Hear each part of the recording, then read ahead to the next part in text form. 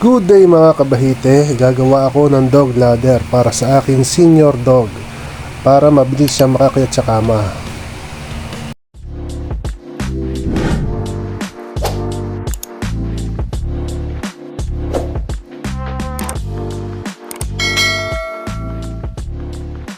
Nakapagtabas na ako ng plywood para dito sa aking dog ladder. 3/4 plywood ito, recycled plywood galing sa sirang cabinet.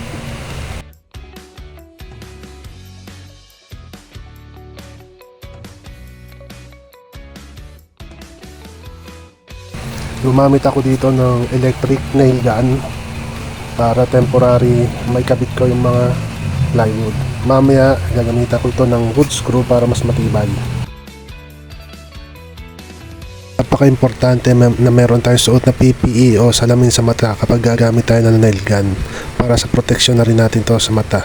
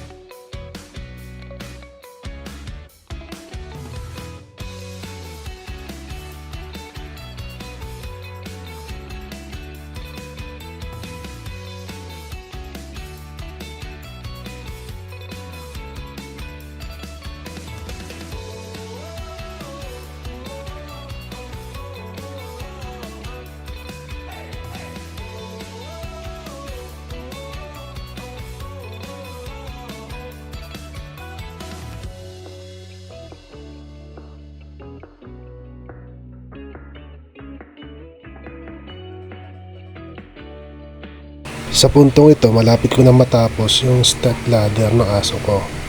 Tetestingin ko ito. Napakatibay. Hindi ko na pinakita yung final touch. Naglagay na ako ng wood screw dito.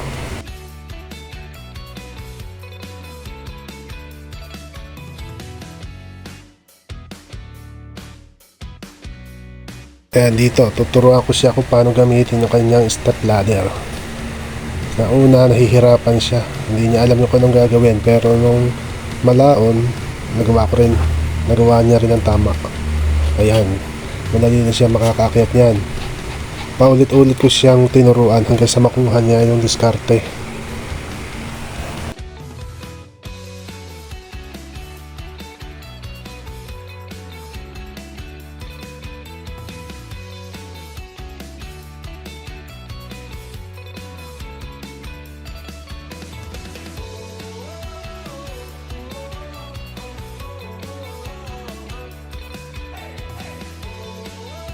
Masaya na yung alaga ko, hindi na siya mahihirapang umakyat sa kama.